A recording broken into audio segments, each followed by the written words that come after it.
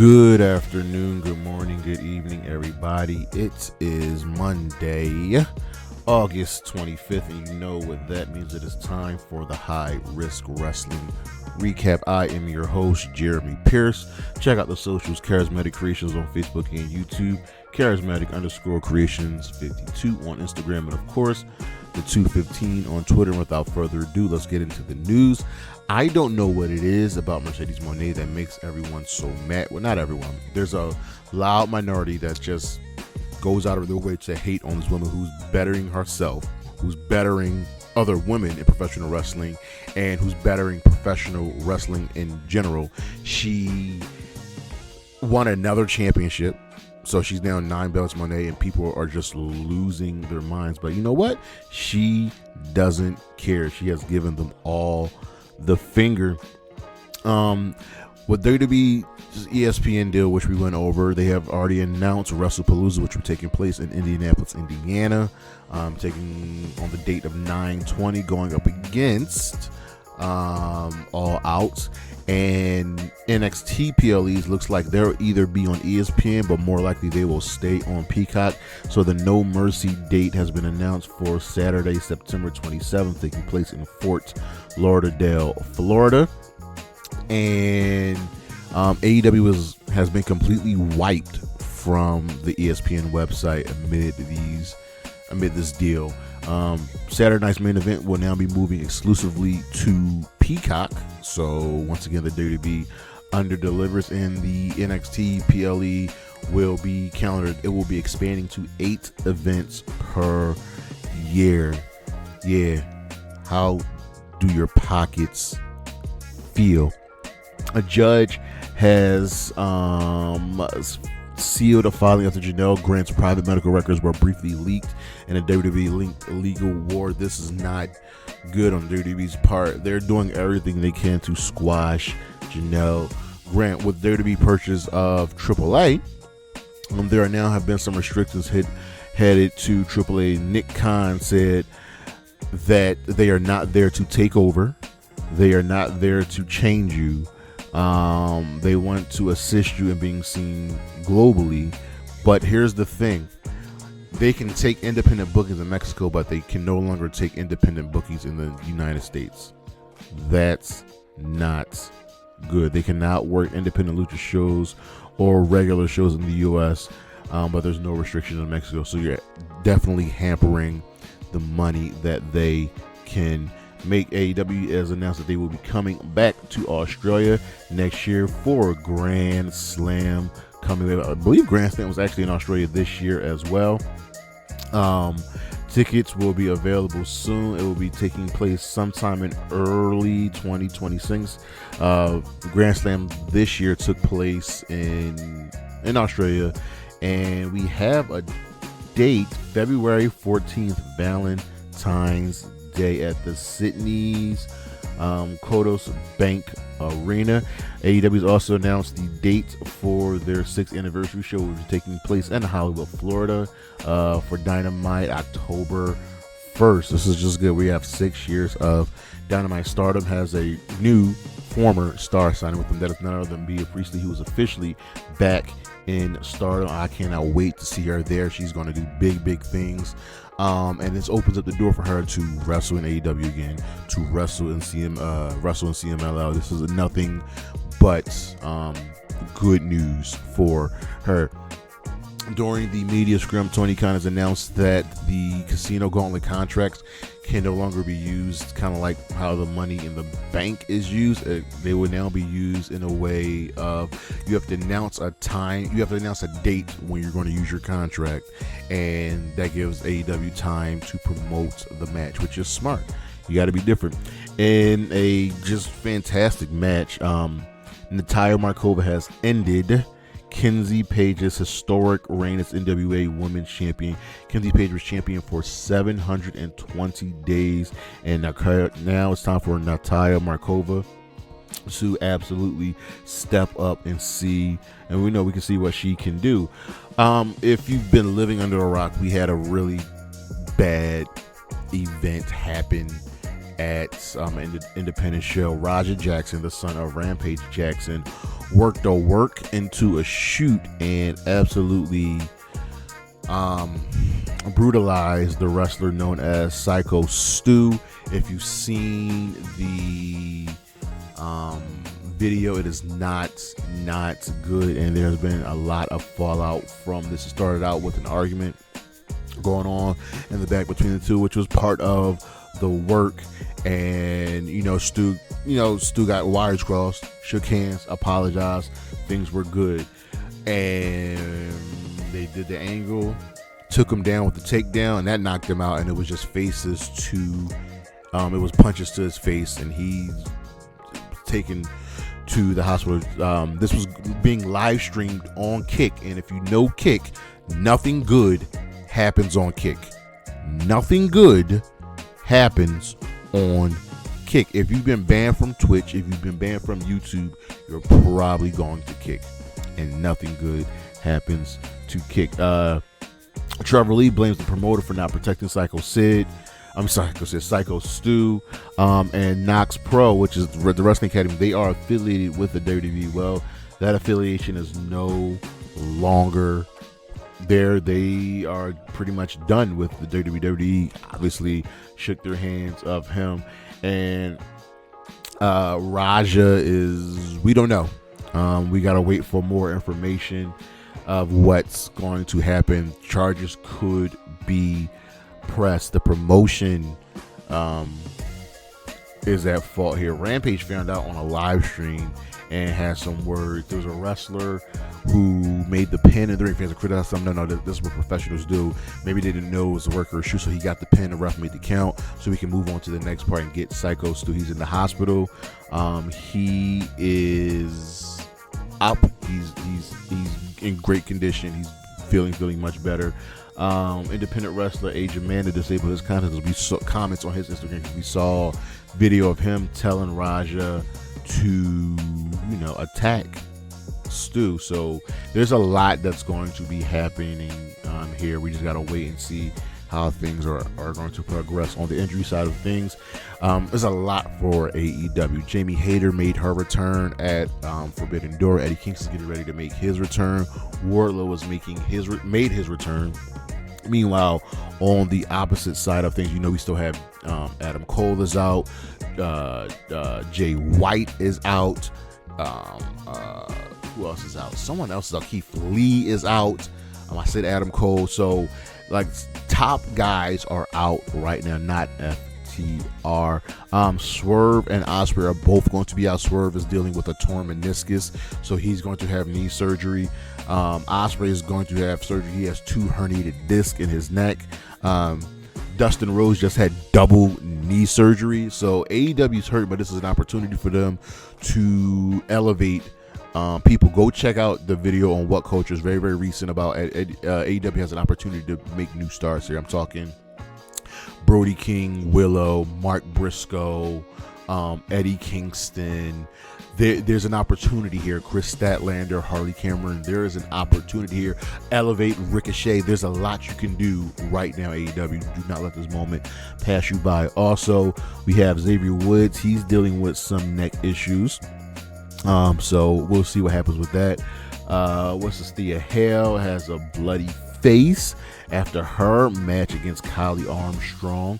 Lance Anoa'i, who is signed with the WWE, he signed with them last summer. He is still dealing with injuries after injury. We just gotta wait for him to get healthy. And of course, Jonathan Gresham is doing better after suffering 2 strokes, but he is still being evaluated, and we shall see how he does here. But that is the news, ladies and gentlemen. We'll be right back with the week in review.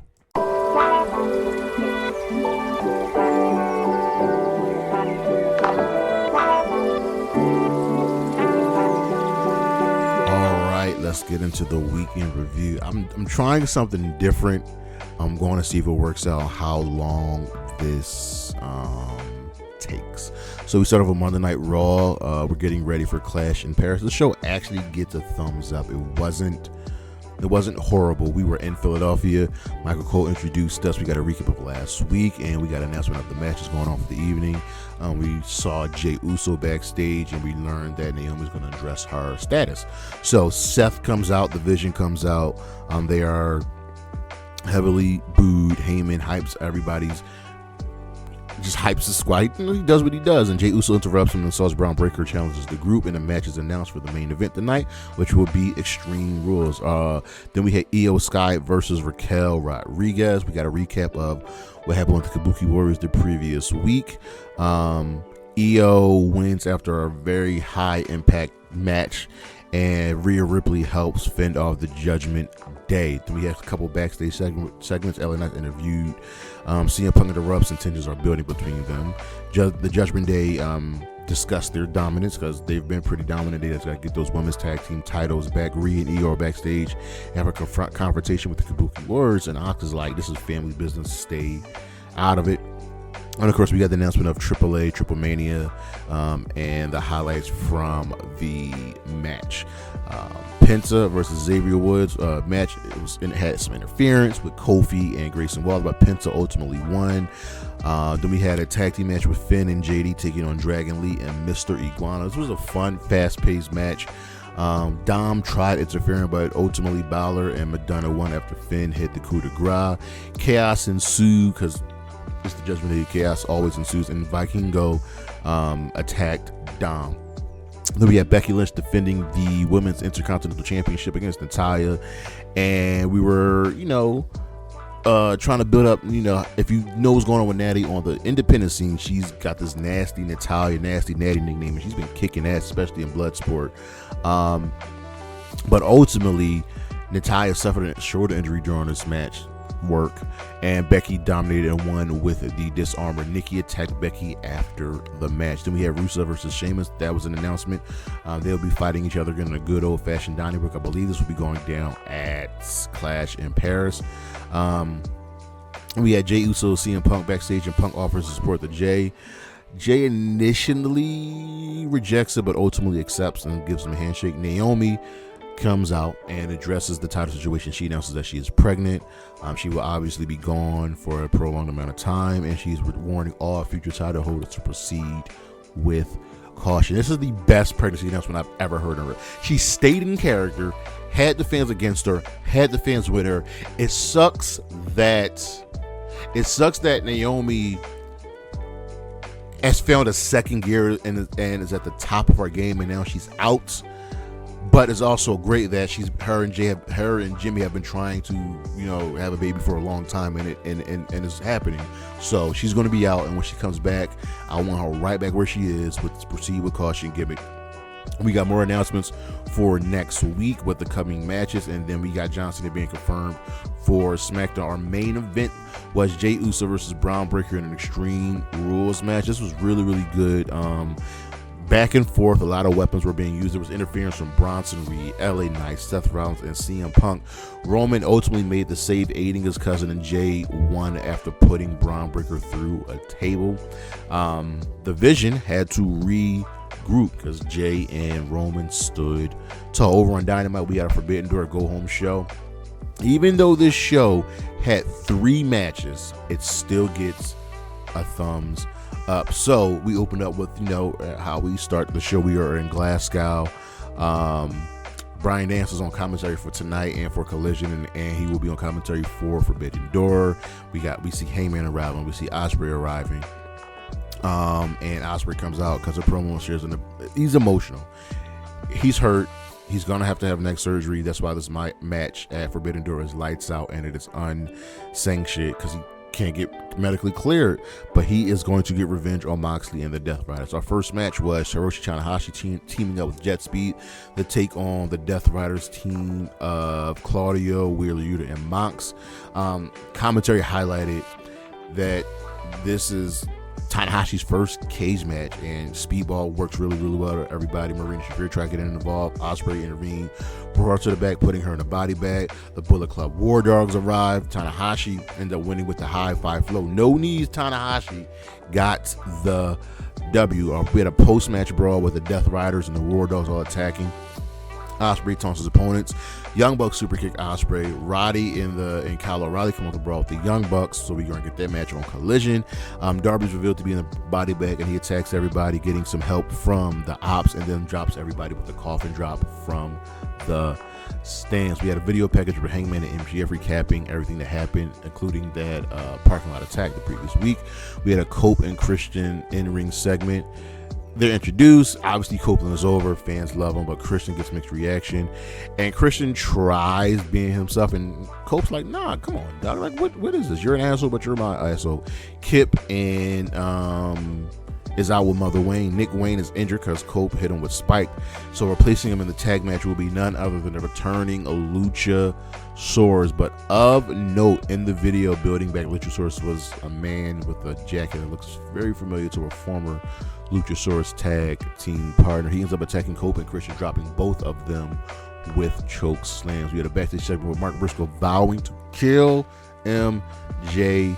And Ricochet, he is now aligned with Mark Briscoe. Our second match of the evening was FTR versus Brodido, with the winner getting a tag team title match at Forbidden Door. This actually ended in a 30-minute draw on a fantastic match. Brody got cut up pretty bad, but this was everything you thought of and more. So we'll be getting a triple threat elimination match at Forbidden Door. Then we had a Katsuyoshi, we had an Okada and Swerve video package. Neither one was on this show. Hangman, we got Hangman in the back, who actually has kidnapped MJF. Not Hangman in the back, sorry, MJF has kidnapped Mark Briscoe's. Hangman was in the ring, and he's with Gates of Agony and Ricochet, and he threatens to burn Mark alive on live television. So shouldn't he be arrested? So this ends up with Hangman agreeing to match his terms that he doesn't lose his contract, and the match for the championship is Hangman can be DQ'd. If he's DQ'd or counted, if he's DQ'd or counted out, he loses the championship. And our final match of the evening was Mercedes Moné teaming with Athena to take on Toni Storm and Alex Windsor. This was a very, very good match with a lot of submissions interference, but ultimately Athena and Mercedes get the win after Mercedes pinned Alex Windsor. Toni Storm is tended to ringside because she took a pile driver on the steel steps. Over on Impact, this was the Emergence Fallout show. This show gets a fist. Our opening segment was Trick Williams and Mike Santana having a confrontation. Trick's in the ring. He brags about the championship and why he wears the title upside down, because, well, he turned TNA upside down. Mike Santana interrupts, like, look, I got you. You got your wins, but you ain't pinned me, so I'm gonna become champion. Trick refuses to defend the title, and Santino's like, nah, I got plans for you. We had an interview with Order 4. Ali discusses the distress of the system in the upcoming match with Matt Cardona. We had another backstage segment with Trick and AJ Francis discussing their upcoming matches. Santana reviews Trick's contract and books Trick and AJ versus Santana and a partner of Santana's choice. Then we got our first match of the evening with the TNA Knockouts Gauntlet, with the winner getting a championship match at NXT Heatwave. The participants were Zaya Brookside, Killer Kelly, Danny Luna, Rosemary, Indy Hartwell, and Jody Threat. And the order elimination went: Zaya eliminated Killer Kelly, Danny Luna eliminated Zaya, then she eliminated Rosemary, Indy eliminated Danny. Danny turns heel and attacked Indy and Jody. Jody wins by DQ after Danny's threat and chair attack, and commentary's like, okay, we'll see how this does for her. We got the injury report. So currently injured is referee Daniel Spencer, Zack Wentz, Matt Cardona, and Ash by Elegance. We had a backstage promo segments. The inspiration, our focus, they are going to get the tag team championships and Fatal Influence Challenge Gem. Jody Threat reviews the Knockouts title shot because she says she did not earn it. And I look, a championship match is a championship match, but I also get where you're coming from. Danny Luna expresses frustration and walks off. So I see what's going on here. They're inevitably going to reform. And Ryan Nemeth announces that Nick will return in 2 weeks. Our second match of the evening was Jake Something versus Frankie Kazarian in a fast-paced physical affair. Frankie Kazarian won with the fade to black, and commentary suggests a future push for Jake Something. We had more backstage interactions with Mara Sade painting backstage. Jeff Hardy admiring it. Leon Slater and Cedric Alexander discussed their tag match versus the Hardys, and Santino agrees to Steve Macklin teaming with Mike Santana next week. We had a promo by JC Jane in the ring saying she claims superiority and thrives against the odds over all of TNA in the knockouts. She's interrupted by Ash by Elegance, and Ash is going to get that title shot. Masha appears to confront them both and vows to win the knockouts title. We had a backstage segment with Mara Sade and the Hardys. Tasha Steelz and Great Hands are insults Mara's painting, and Jeff defends it. Mara plans to ask Santino for a match to showcase her creativity. Good. We had a backstage segment with Eric Young and Myron Reed. Zack Wentz is involved in this conversation. Eric promises to cleanse everybody. Our third match of the evening in the main event was the System. Moose, Brian Myers, and Matt Cardona, who's not participant, teaming up to take on Order 4. This was an intense multi-man match, but Order 4 ultimately won after John Skyler pinned Brian Myers, and post-match chaos ensued with chair spots interference from JDC and Agent Zero, but the Order 4 ultimately are standing tall over the System as Moose is forced to watch. Over on SmackDown, this show gets a thumbs down. This was not a good show, but ultimately John Cena is on a roll. We open up the show. We are in Dublin, Ireland, and we see the wrestlers arriving. So we have a Becky Lynch segment, because obviously why would you not have Becky Lynch in Ireland? She gets a huge ovation, and she's wearing a royal blue. She's the champion, right? She dresses the crowd, talks about her memories, saying the crowd doesn't deserve to see her on TV. The crowd wants Lyra, and she's like, nah. She brags about all her career accomplishments, and she's just doing everything. She's doing the most. Tiffany Stratton interrupts her and calls Becky Rebecca. Nia Jax attacks Tiffany Stratton. Jade Cargill makes a save, so we're going to get a tag team match as our main event. We had a backstage segment with Carmelo and Fraxium, and they're praising Hayes but warns him about Miz's scheming. Miz overhears, confronts Maxium, and Miz defends. Hayes defends Miz and praises intelligence. Hayes and Miz make their entrance for the opening match, and it ends with them facing the Motor City Machine Guns. They ultimately get the W. Typical analysis with Miz stealing the glory and the win from Carmelo Hayes. Hayes is smartening up. He knows what's going on. We had a backstage segment with Jimmy Uso and Sami Zayn. Kathy congratulated Jimmy on the baby news and his birthday. Sammy hugs Jimmy, bloodline for life, baby. Solo wants the baby named after him, and Sammy's like, nah, that's not happening. Charlotte Flair versus Piper Niven ends in a shocker with Piper Niven getting the upset win, hitting the Michinoku driver. This was good. This was good. There was no Alexa Bliss. She was back home. We had a backstage segment with Kiana James, Julia, and Michin. Kiana talks to Julia about the negotiations, and Michin wants an appointment with Julia, and she wants that title shot. Kiana warns Michin to go through her first, so it's good to see Kiana getting in the ring. We had a John Cena and Logan Paul in-ring segment square off, and they were just wow. Cena was great. Logan Paul was pretty good here. Paul calls Cena a corporate pawn. Mox's move, and Cena responds with his career highlights, calls Paul a parasite and a disappointment, and dismisses Paul's legitimacy as a wrestler. Cena wrecked him. Oh my goodness. This provoked Paul, who tried to hit Cena, and Cena caught her with an A. Tiffany Stratton and Jade Cargill. Tiffany's like, I don't need your help, and Cargill's like, I'm gonna get into the title shot. Jade, you lost. Let it go. The Street Profits versus the MFT ends with the MFT winning. With the Street Profits winning, earning the number one contendership for the tag team championships. Jimmy and Sammy got involved to help them, and we had a backstage segment with Aleister Black and R-Truth.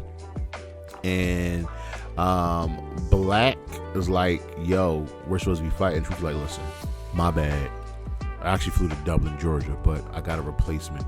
And it's Damian Priest who returns and attacks Black. Drew McIntyre and Cody Rhodes. There's no medical update on Cody, but Drew appears and sells Cody, challenges for the title. And Randy returns and gives him an RKO. What can you say? So I like the moving parts that we got going on here. Becky Lynch and Nia Jax are preparing for their tag team match, and these two have history because Nia is the catalyst for the man. On next week's SmackDown, we got Solo versus Sammy with the U.S. title on the line, and the Street Profits versus Mello Don't Miz in a number 1 contenders match. And we've got that going down. And then Charlotte and Alexa will be taking on the Secret Hurts, putting the tag team championship on the line. And our main event, Tiffany Stratton and Jade Cargill ultimately defeated Becky and Nia, as Becky abandoned Nia, because of course she was. Backstage at the end of the show, Cena was leaving. Nick says, listen, I heard from Brock, and before he could even tell him the information, Logan Paul snuck Cena with a solid punch and ran off. Over on Collision, this is the Forbidden Door Golem show. This show gets a fist. Our opening segment was what was the opening segment? It was Don Callis interrupting Tony Schiavone, and we had the Don Callis family versus Sky Flight and Hiromu Takahashi.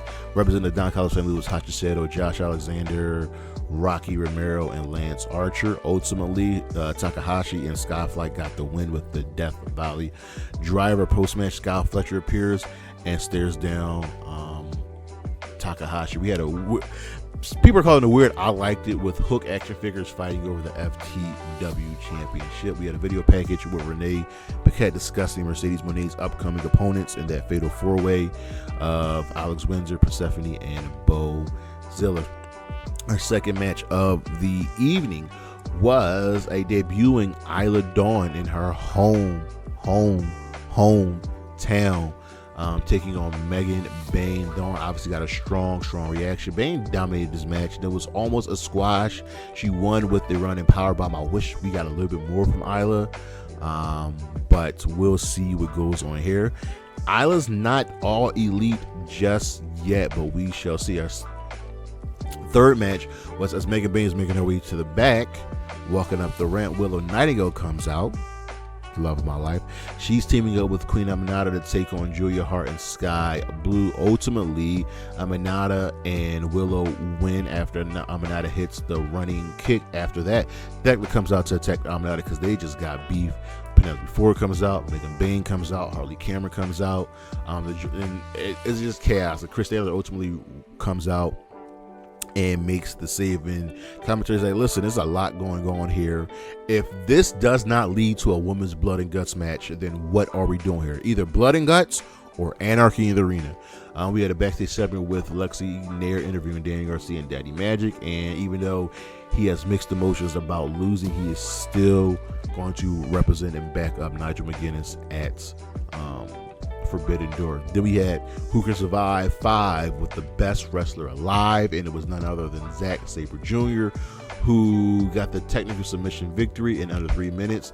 Now that McGuinness offers his handshake to Zack Sabre Jr., Anthony Bowens then attacks Max Caster and is getting just punches, and until Billy Gunn confronts him and makes the save, and Bowens retreat.